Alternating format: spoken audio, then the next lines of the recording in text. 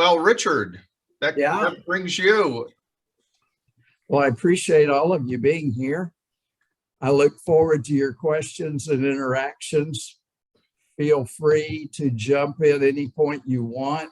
I think we have a good amount of time. If we get kind of bogged down on something, I may ask us to move on, but feel free to jump in there on occasion, and I'll keep the pace moving so we get finished on time today. I've never done this particular presentation before. One of the weird things I do is a lot of times when I talk, I just come up with a topic and I say, I'll talk on this. And then I, out of nowhere, put a presentation together. So when Jim asked me, what am I going to talk about today? I thought, well, you know, I've been coaching people for 20 years. I think I've seen almost every possible mistake someone could make. So maybe I'll do a topic on major or typical mistakes or common mistakes. So I decided to title this 10 Common Career Mistakes to Avoid. And the way I set this presentation up is I picked 10 of the most popular or common things, particularly ones that have negative effects when not handled properly. And I've put myself a note, you'll see, on each one of a reminder of a typical client situation I was involved with, so I can just tell you a little mini story about that person's situation.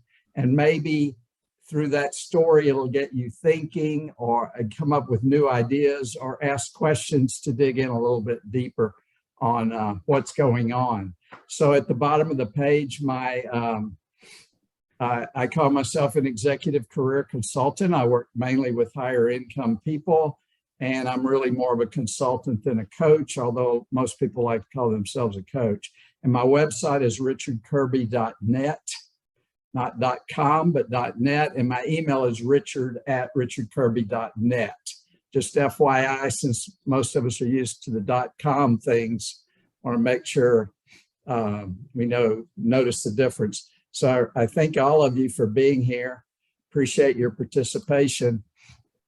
As Jim knows, and some of you know that have been on my previous discussions, typically I like to offer some philosophy from my favorite modern philosopher, Yogi Berra, and I decided maybe I would go back and pair him with a older non-modern philosopher. So the two quotes I have here to get us started and get you thinking and maybe challenge you. I hope this will challenge your thinking. Socrates said, the unexamined life is not worth living. And that might be a little severe, kind of a black and white comment, but the challenge is, have you examined your life, your career, your personal situation, what your goals are? And I also coach business owners, and I've worked with them for the last 2 months. And what are their 2022 goals, personal and business? Because many times people in business only think of the business goals, but you need to have a personal life and focus on it too. So I want to challenge you to examine what you've done, where you are, and where you want to be in the future. And I believe that will help you greatly as we talk through this. And also, my buddy Yogi Berra, if you don't know where you're going, you might wind up someplace else, meaning it's important, obviously, to know your goal or where you want to go. And in particular, we're going to be talking about career here. So with those two kind of challenges in mind, I've divided this into 4 areas, kind of in general, the big picture of potential career mistakes, then more like when you're in a job, when you're in employment. So this is oriented more toward employment than being an independent consultant. But if you have a question, I think most things you can apply in an independent consultant situation as well. And then in contemplating or actually being in a career transition or career change, some potential mistakes there. And then maybe in the long run, big picture towards your major goal of your life and career. So these are the sort of the, you might say, a couple of word topics we're going to talk about. In general, the big picture, talk about career options. As Yogi said, if you don't know where you're going, you know, you might not get there. So starting out by knowing your options, focusing on your options, and then what goals do you want to set for yourself? That's kind of the big picture stuff.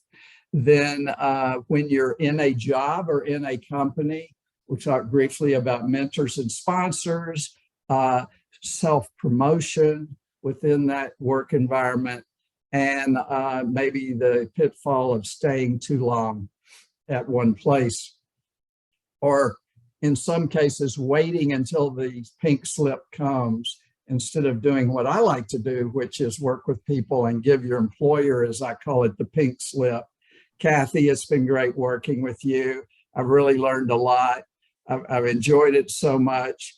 Unfortunately, I've got an offer that I can't refuse. So I wanted to come and talk to you today about giving you my 2-week notice. I want to make this as painless as possible for you. I know it's going to be a challenge, but let me know what I can do to help you get through this transition as I'm leaving. And put your employer in an employment transition instead of you being put into a career transition. Number 6, job in transition or thinking about a job transition, kind of realities of the job market, maybe skills and knowledge that will help or may be absent and become a problem or mistake, interviewing, and then compensation negotiations, which many times people don't put much energy in, but that's kind of where maybe the most money is made or lost. And then last but not least, kind of thinking about yourself. It will sound a little self-serving, but whether you work with me or you work with someone else, the idea of investing in yourself. So those are the 10 areas. So the first one, the first 2 in general, the big picture. My first career mistake I want to mention is being unclear about your best career options. So the example I have, I wrote here, Ariel. This was a lady who was pretty young, not out of college all that long. And I sometimes get people who parents send their children to me and they're in their 20s and they're lost and they don't know what they want to do, or they can't get where they want to go, or things like that. One of the things that came up in our discussion with Ariel was she said, you know, I've been in this management job and I'm thinking management isn't for me. And then we had more discussion. And as we had more discussion, what came out to me and what I said to her, I remember pretty much verbatim, was maybe the reason you don't like management is because you have a negative work environment. You don't get along with your boss. Don't give up on management as a possibility in your career. It may just be you're not in the right environment where you could be a good manager or enjoy managing people. I haven't heard from her for 3 or 4 years. She just sent me an email a couple of weeks ago, maybe 3 weeks ago, and said, you know what? I'm glad you told me that maybe I should not give up on management, because in my new job, I've gotten promoted twice and I've been in the management role and I'm really loving it. And I'm glad I didn't shut the door on that idea of having a managerial role. That's an example where she could have made a career decision. I'm not cut out for management, but by keeping that would have been I believe a career limiting decision and belief for her. And because we left the door open through some ways to get to where do you really want to go for your options, certainly some type of a personal assessment, kind of a soft touchy, like what do you like and not like, and what are you good at and not good at, but also some type of effective, objective career assessment where options are defined more definitely. And in my example, I sort of put clients in a box and say, okay, you can have a maximum of 3 career options. You're going to have to define them for me. If they come with 5, I go like, okay, we got to eliminate the 2 worst of this and let's get down to 3 so we can handle that. Number 2, lacking near-term and long-term goals. I worked with Patrick, I would say 17, 18 years ago. Patrick was selling pastries to local grocery stores. And he came to me and he said, you know, I've been involved with international trade and other things, and I don't want to say this job is beneath me, but it's just, it's not fulfilling. I have better goals and ideas for myself than this. And so anyway, so we came up with what's his next step. So his next step was, and I would challenge all of you if you don't have that next step, it was, I want to go to work for an international import-export company in sales or business development. And that's the job he got. And he was able through that to, because he had that first goal, that got him going into an industry he wanted to be in.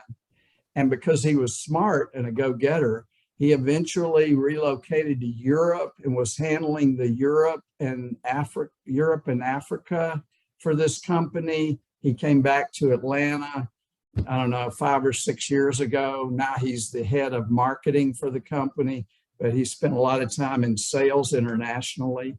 So by getting in the right company, in the right industry, he had at least that next term, maybe not, he didn't know where he wanted to be eventually, but he knew the track he wanted to be on and the role he wanted. So I think it's a huge career mistake and to not have at least near-term goals of where you want to go and some idea of where you want to be. At the time he joined the company, he wanted to be in sales, but probably, I don't know, actually, I haven't kept up with all this moving around, but I think eventually he decided he wanted to come back to the States, and this was the best role for him at headquarters in Atlanta. So I would challenge you to avoid this by asking yourself, what is my next step in my career? And it might be, I want to relate it not just to employment, but with Dave, it might be, I want to move from working, as Dave, you sort of alluded to, these type of customers with these size of investments in these types of industries or franchises to a different set of customers, a different type of customer. I mean, that would be an example of a goal if you're, you know, a franchise consultant. So this doesn't just apply to employment. It could apply to self-employment. Any questions or comments about that? Nope. Okay. Now let's move from kind of the big picture stuff, having goals and having a self-assessment and knowing where you want to go next, at least, and maybe even further. I didn't learn for many years that there's things called mentors and sponsors. I worked in a Fortune 100 straight out of college, and there were people who had mentors and sponsors, and I didn't even know what either one of these things were. And a mentor is somebody who can coach you on the organization, the company culture, give you ideas of how to be more effective in your role, a little bit about how to climb the ladder, how to get to the next point if you're trying to climb the ladder, if you're that point in your career. And a sponsor is a person who is typically above your boss, at least one level above your boss, who has the ability to maybe help you, pull you up the organization because they have organizational power because they're higher up. You know, it would be, if you're in a big company and you don't cultivate a mentor and a sponsor, I didn't learn that for many years, and that was a mistake for me. I could have gotten much further in my Fortune 100 if I'd had a mentor and a sponsor. The example I'm giving is a guy named Nate. He was here in Atlanta, and he was working for Equifax. And he came to me and he said, you know, I was expecting him to say, I hate this big company, Equifax. You know how all those big companies stink. I got to get out of here, which I've heard many times. But instead, he said, I like Equifax. I just don't like my current job. I wish I could have something different, and I need a change in the organization. So what we worked on was defining what was his ideal job in Equifax that was not currently staffed. And we came up with a role and a title and job responsibilities, and we actually created here's my ideal job. And the next question we worked on was, where should this job fall in the organization? Again, Equifax, if you don't know them, the credit bureau, they're pretty big. They're definitely Fortune 500, maybe not 100. And so we were able to get clear, because he was internal and worked in the company, where that job would fall, who would it report to, what's the line. And then he went in and he actually pitched himself to the person who could create the job and put it in their budget, and got hired away from his current job to get a new job in the same company. So that's what a mentor and a sponsor can do. They can provide you possibilities and strategies.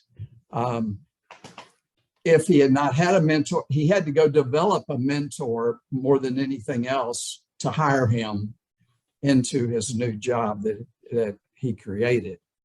The fourth thing that is a potential career mistake is not being a self-promoter. There's a book called How to Toot Your Own Horn Without Blowing It, or something. I can't remember the exact title. I don't recommend the book, but there's a lot of books. I like the title, and the title reminds me of things that people should be doing. Some of you may have heard of the book, Dig Your Well Before You're Thirsty.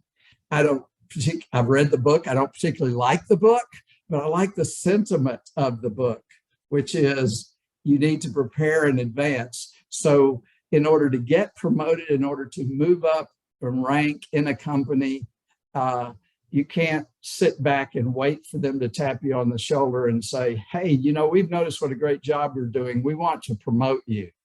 I think that's a mistake. People need to become self-promoters and find alternate paths in the organization. So you can avoid this mistake by thinking more about, what do I have to offer? What are my unique capabilities and knowledge? How would I pitch myself? I call it a positioning statement.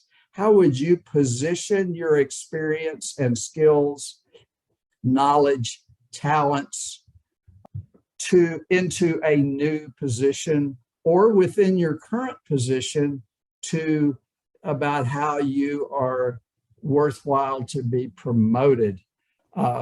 I put me under here multiple times. That's actually what I did. How did I move from engineering into HR? I had to go out and do this and convince an HR director that they should hire me in HR, even though I had no HR experience and had an engineering background. When I went into marketing, I had to convince somebody in marketing to hire me for marketing when I had no marketing experience. When I went into sales, I had to convince a sales VP to hire me when I had no sales experience. So I laugh, but hopefully you laugh a little bit too with this. The idea, some of it sort of sounds absurd, but you have to decide, why does that person need to hire you? Of course, this would be particularly helpful in job interviews, but and that's where each one of those times I mentioned, I basically decided how I'm going to market and sell and promote myself into a new professional area I had no experience on my resume doing. So as a result of that, when I went into coaching 20 years ago, my mindset is, you can do a lot of things you didn't think you could do, but you have to begin to believe you can, and then you have to figure out how to go about positioning or selling yourself into that. You have to become your own sales and marketing person for you. You are the product. So that's how you would avoid that mistake. This is a classic, staying in the job too long. My first employer, even though I had 4 different jobs with them, I was there 15 years and I changed every job I got new. I went and got on my own. No one helped me. No one suggested I go get a new job. No one suggested I change department or anything like that. So this is a mindset that I learned to view as a career mistake, and straight out of college in the first, I think I was maybe 2 years out of college, and I was in engineering with AT&T, and the head of my department came around, and I thought, great, I'm gonna get to meet the big cheese here. And I remember having about a 30-second conversation, and I said, I've been, I think I'm doing well here. What do I need to do to get ahead? Because see, I didn't have a mentor or a sponsor, so I'm asking the dumb, obvious, naive question. And the guy said, well, just, keep your head down, keep doing a good job. And, eventually you'll be recognized. And as soon as he said that, the first thing that I thought in my mind was, that's the wrong answer. Me nose to the grindstone and wait for you to decide that I need to be promoted or something. So my philosophy is you have to promote yourself, as I said in the last one. So people stay in jobs many times because they're comfortable, they have a fear of change, they don't know what's available, different things like that. But I learned my lesson. And in the case of Marty was working for Coca-Cola. He was a director level there. He had been there 20 plus years. He had stock options and all this sort of stuff. And when I met him, I remember meeting him in a networking meeting like it was yesterday. And he gave his presentation, and I walked over to him. It's the only time I've ever done this in 20 years of coaching people. I walked over to him and I said, Marty, you sound like a really sharp guy. Why are you staying in Coca-Cola? And that got him thinking. And after a short time, he came to me and said, I'm burnt out at Coke and there's nowhere for me to go. The organization, people are retired in place. There's no way for upward movement. Do you think you could help me get a better job? I'm like, sure. So Marty was able to get a much better job at Diageo, which is another beverage company, making like 50% more than he made at Coke at a higher title. And he was underutilized, which is the classic in staying too long in one place. Anybody ever stayed too long in one place? And Doug, you sort of related to it. But Dave, you raised your hand. Maybe you could give us a little testimony in hindsight without beating yourself up too much. Yeah, it's kind of interesting what tends to happen. I think your point about being underutilized, and I think that's done purposely, because if you're really good at what you do, you make your job, your boss's job and life real easy, and your boss doesn't want to give that up. And so I think a lot of people don't get promoted because their boss doesn't want to give them up. Oh, absolutely. I can relate to that. So in my first engineering job out of college, when I got it, I was in there about 3 years. And after I talked to the head of the department and he told me, just keep your nose to the grindstone and plug away, and maybe eventually, I went to my current boss and I said, what do I need to do to get promoted around here? I'm like 25. And he went he gave me the same story as the head of engineering. And I told him, I didn't tell the head of engineering, but I told him, I said, that's the wrong answer. I need to go somewhere else. Where else in the organization can I go to get promoted, since I can't get promoted here? And you know what the guy did? He went out and looked and found other departments in engineering that needed people at a higher level that would be a promotion for me. And I always give him as an example of a good manager. He didn't try to hold me down. He couldn't help me. He showed me a path of how I could get to where I wanted to go. And I've always appreciated that guy. He was a great guy, and I've always appreciated him. Thank goodness. Anyway, the last point about Marty, and I'll pick up the pace here a little bit. Marty, as I told you, was sort of a mid-level manager at Coke, and he had the stock option program. And many times people's thinking prevents them from looking for opportunity. We all know this. We've all done it. He was thinking, well, I have these stock options that they're granting me every year. I have these golden handcuffs. I can't afford to leave Coke. Well, what Diageo did, because they wanted him so badly, they put together a program of stock options that matched his Coca-Cola stock options. So it was a wash in terms of stock options to change from one company to the other. And then they paid him a lot more money. So he made a lot more money, got a better title, and he walked away from his Coke options, but he had new options at the new company that replaced them. So things are possible. So let's say I spend a lot of energy working with people who are making a career change. And this is more of the guts of the beast, or the bowels of the beast, so to speak.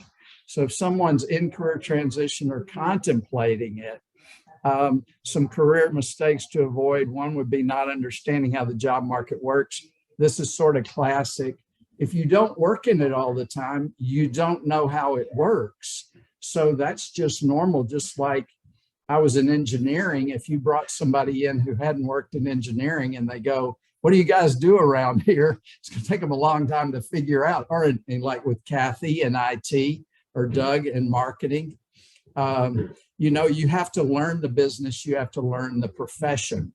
So, I'm a professional in helping people in career. So after you help 100 or 200 people find a better job, you kind of begin to understand how things work, like recruiters and online applications and networking and resumes and LinkedIn profiles and all that sort of stuff. So Robert, the example I'm here, I'm glad I put FBI because I've worked with a lot of Roberts. But this particular guy had worked for the FBI his entire life. He was a special agent, but he kind of had a managerial role. And so he was retiring from the FBI. And he's like, I'm retiring with 25 years. I'm going to get my pension, kind of like people coming out of veterans coming out of the military. And he's like, but I'm not ready to retire. I'm late 40s or whatever. I got all this pension and everything, but I want to go into a new job. So obviously he had to figure out what he was going to do next. But one of the key things that he didn't understand, and a lot of people have problems with, is they start out applying for jobs online and they get very frustrated. And that's an example of where a career mistake is to not really understand or get to know how the job market works. So I always tell clients, you're going to have to fight me to apply for a job online. I feel that's largely wasted time and effort. So you're going to have to tell me why. I ask my clients to actually justify to me why they would apply for a job online. And if they can justify it, and there are some justifications, then I'm like, okay, that makes sense. Go blow that 2 or 4 hours or whatever to do that. But knowing more about how to find jobs, where the jobs are, and things like that, that's an important thing. So I think the more you get knowledgeable about how the job market really works, he was able to learn how to network. And as a result of that, network to a person who had a security company who needed a manager. And it took him a few months, but eventually he got a role as a kind of the number 2 man at like the armed guard things and people they put at buildings and things, on-premise guard services. That's what he went to, which was the closest he could find. Number 7, failing to have the right strategies and accountability. And the example I have here is, I remember Anita was a mid-30s lady and she had lost her job. she really didn't have any job search strategy. She didn't really know what to do. And the reason I put 30 days is she's the only client that ever came to me and they said, I have to get a job within 30 days. And this is literally what she said, or I'm going to have to put my house on the market because I can't afford to pay my mortgage and ongoing. And I know it'll take me a few months to sell my house. This was not in a particularly good real estate time like it is today. So she asked me the question, do you think you can help me get a job in 30 days? And I said, I can't promise you, but you're going to get one a lot faster than if you do it on your own. So as a result of that, she actually got a job in 30 days, but that was a lot of luck involved because that's a really short time to go start up and find a job. But by a career mistake is to walk around with a bad resume or a weak LinkedIn profile or not do much networking or things like that. And Jim knows all this stuff, of course, because he's involved and sees it every day. So those are mistakes to try to the best of your ability, try to make sure you have a good resume that sells you, a LinkedIn profile that coordinates with it and makes sense with it, and some networking skills, maybe read up, work on that. Those are the ways to avoid, not really having a strategy. And then accountability, I always recommend find somebody who you have to report to once a week and tell them what you're doing and what you accomplished and stuff like that. Accountability is always helpful. Any questions or comments about, that's kind of a big one, number 7, because a lot of times people get stuck wandering, not making forward progress because they're maybe lacking a strategy. All right, number 8, improved interviewing skills. I always tell people the 2 things you need to get the best at and work the hardest at are networking skills and strategy and interviewing skills and strategy, because networking will get you the interview, and then your interviewing strategy and skills will get you the job offer. So you got to get an interview, and then you have to do well in the interview. And the example I have here is of someone who is not a client of mine. He's someone I recommended to a company, and I actually went and sat with the owner of the company when he hired this person who I recommended. The person did an awful job in the interview. I knew 5 minutes into the interview, he was not going to get the job offer.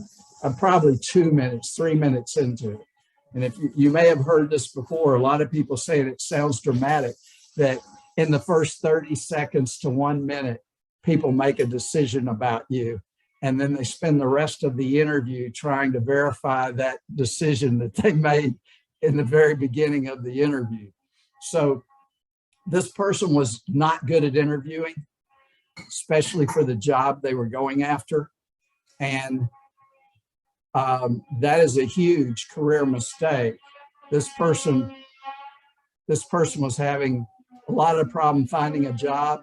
I thought I could marry up the person with this employer, and it was kind of marginal, but I thought the person could do the job. And I still think he could have done the job, but he couldn't get through the interview to get a chance at the job. So this is critical. Every job is like a golden nugget you have an opportunity to develop. So it's really important that you do your best you possibly can. It's a mistake if you're not working on your interview skills. And, a couple of things you could do. You have a video recorder here. I always tell people, pick a question that you think you need to work on in the interview, then put your phone down and answer the question, and then play it back and look and see how you did. You'll see, most people will see the things you're doing. You'll see some of them at least. Body language, your choice of words, your cadence, your and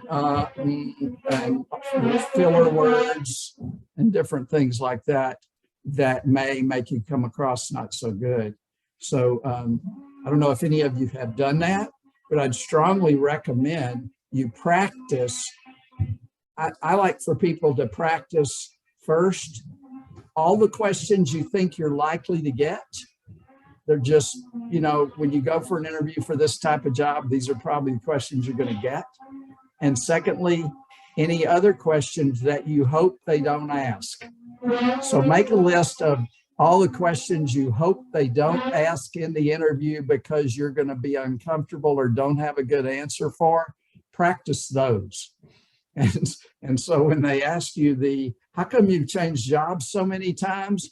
Or why did you leave your last job? You know, it looked like you had such a good job there. Why did you leave that early? Or if I could, this is one of my favorite questions. If I called your old boss and asked her, what would she say about you? That's like, if you haven't thought about that question, that question will throw a lot of people. And one other thing that I just mentioned, and I'd like to have a couple of quick questions or comments from you about your interview experiences. I also talk to people about being prepared for what I call a pressure interview. That's where the interviewer is intentionally putting you on the spot. And it usually, I had a client who interviewed with the boss. They interviewed with the boss's boss. And then the last interview, which I think was overkill and ridiculous, but you know this happens these days, was with the VP in the organization, which was like 3 levels up. And she said, what should I be prepared for? I said, well, you're prepared to answer any normal interview questions as best you can do. You know the techniques, the strategies, and all that. I would just say, be prepared that they may be very blunt because you don't have to work for them directly. So if they want to come across kind of hard, not friendly to you, don't let that throw you off. So sure enough, it just so happened she went into this interview and she sits down and the VP of the company looks at her and the first words out of his mouth were, so what can you do for me? That was the start of the interview. And I can tell you, a lot of people will be thrown by that if you aren't prepared. So I'd say always be prepared that if you run into an interviewer that is sort of antagonistic or challenging, you have to have your mindset to stay calm. Don't react if you're getting kind of a negative or challenging vibe from the interviewer. So that's a lot about interviewing, but it's an important topic. I want to stop there before we finish up. What questions or comments? Richard, I have some comments. Okay, good. What an excellent idea. And I say that because I've practiced what you've been preaching, not only in interviewing, but also in speech preparation. I have videoed myself and it was a dumpster fire. I was like, this is horrible. You are a disaster. I remember just self-flagellating, just like, you know, it's like, I was president of the Alumni Association at Georgia State University for 2 years and I have to give speeches. And the first speech I practiced, I was a disaster. I couldn't believe how bad I was. But I worked on it and I kept videoing and I became so confident in my abilities after practicing and practicing that I gave a great speech because I knew what I was going to say. And I didn't have to look at my notes much because I prepared myself. So not only will you interview better, you'll come across more confident because you know you have this because you've videoed yourself. So kudos to you for bringing that up. It is well worth the time that you invest in preparation. Hey, Richard, I've got a comment. Yeah. You know, in my experience, most people have not been trained to conduct an interview. So most people are just terrible interviewers. So that requires the interviewee to go the extra distance and really help the interviewer along. One thing that is probably a good idea is for the interviewee to learn how to be a good interviewer, to understand what a good interviewer would be looking for, so that they can prepare their answers or the anticipated questions in a way that'll make the biggest impact. I often suggest to my candidates, for instance, to go in not just with your resume, but also a one-page handout that lists all of your most significant accomplishments. In many respects, that can become the agenda for an interview. So it's a very powerful tool, but it gets the interviewer asking, well, how did you do this, or how did you do that? Puts you in control of the interview process.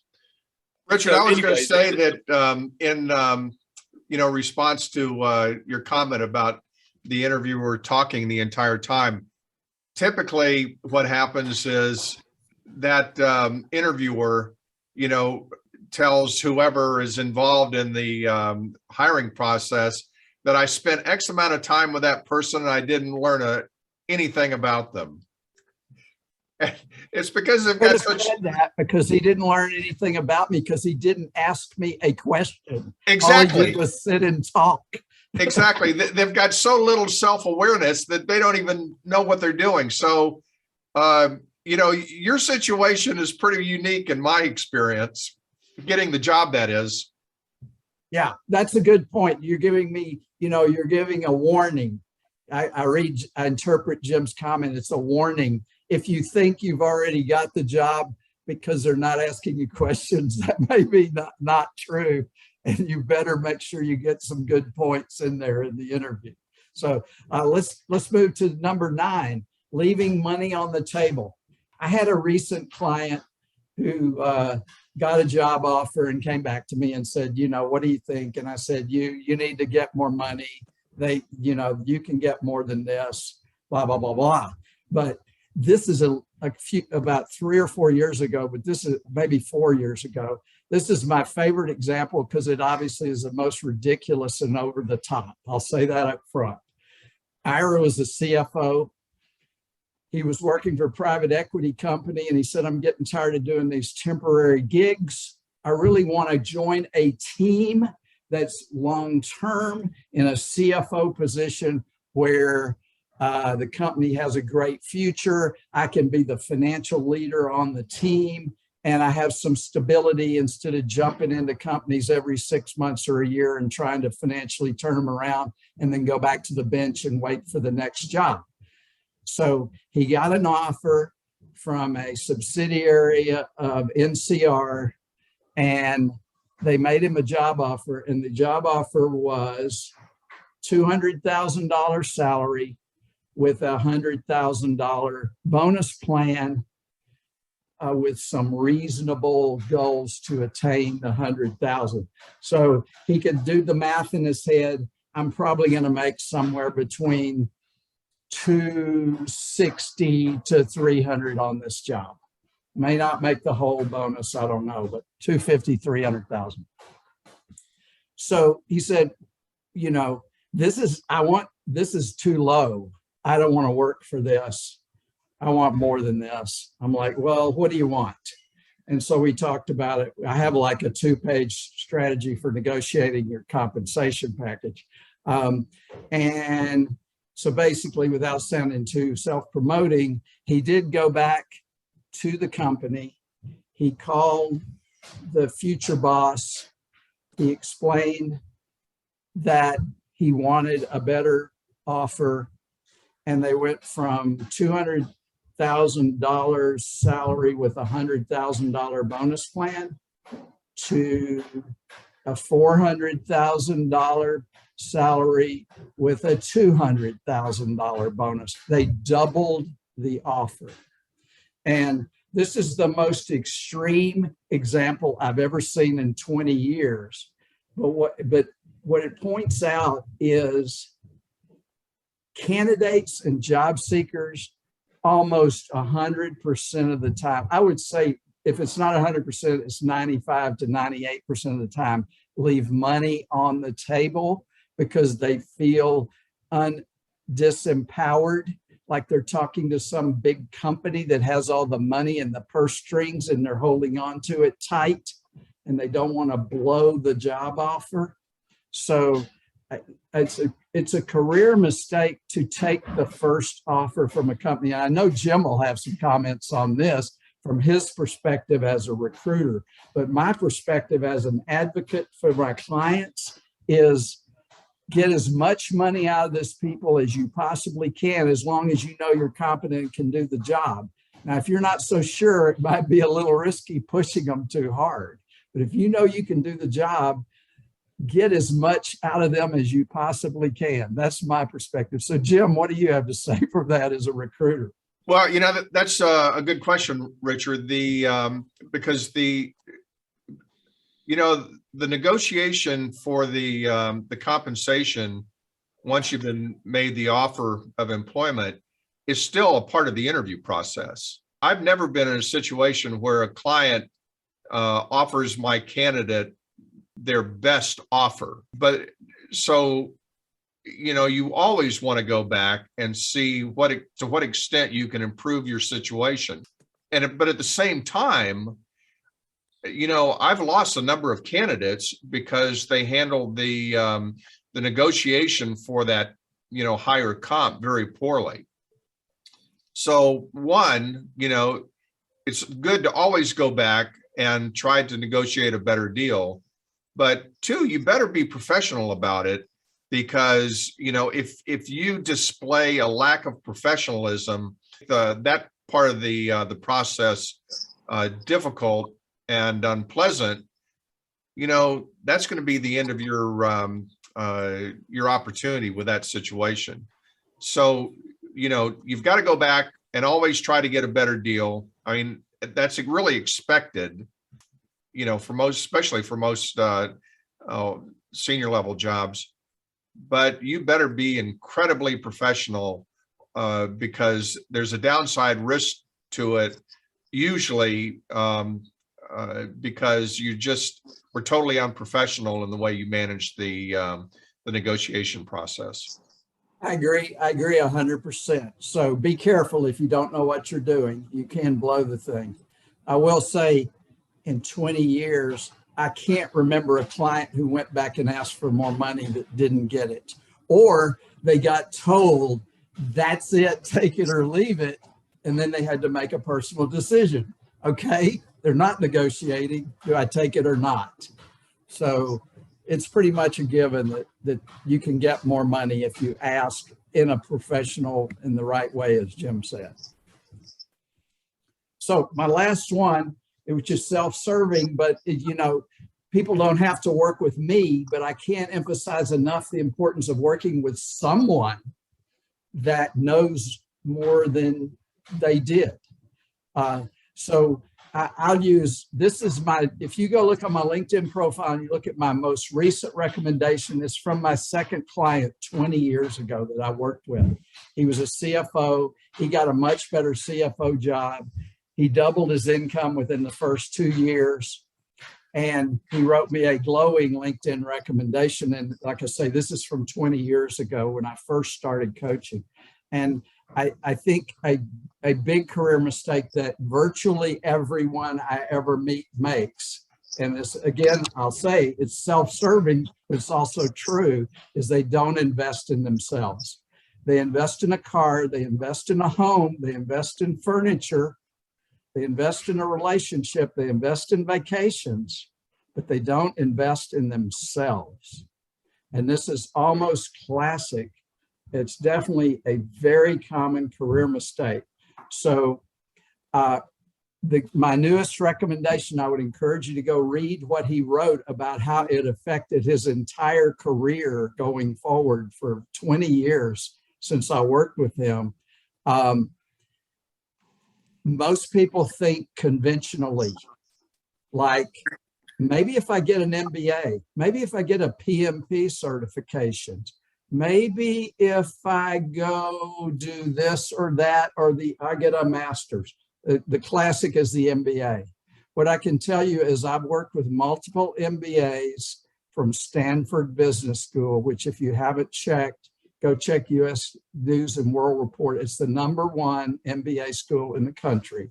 I've worked with multiple clients, and what they understood was they didn't understand how to manage their career or go get a job in Stanford Business School.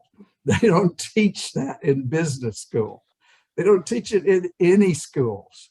So I can't emphasize enough, find some help. I'm not trying to solicit you guys to be my client. I'm just saying this is a classic mistake that people make, is they don't invest in themselves, or if they do, they go do something ineffective, like spend 2 years and $100,000 to get an MBA, and then they come out and people don't care that they have an MBA.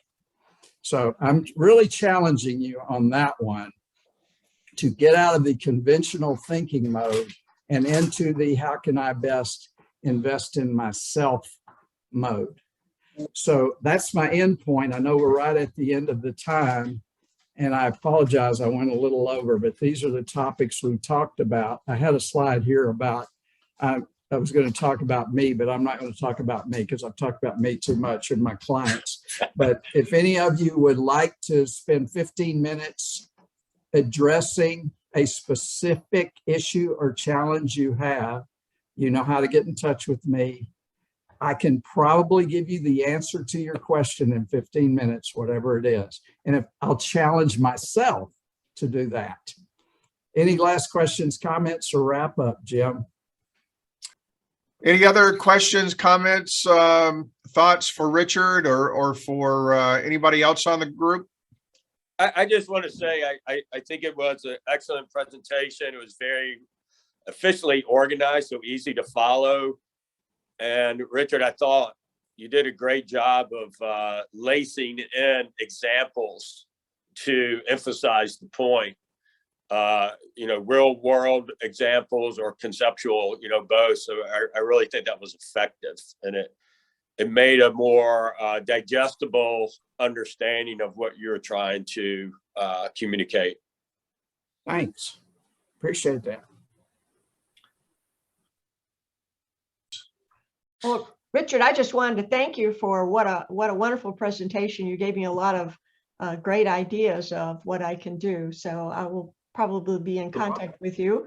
Right now, I've got to worry about a guy that's going to fix my waterless heater. But anyway, I really appreciate the time of everybody. Well, everybody, you can download the chat file, so you'll have everybody's contact information.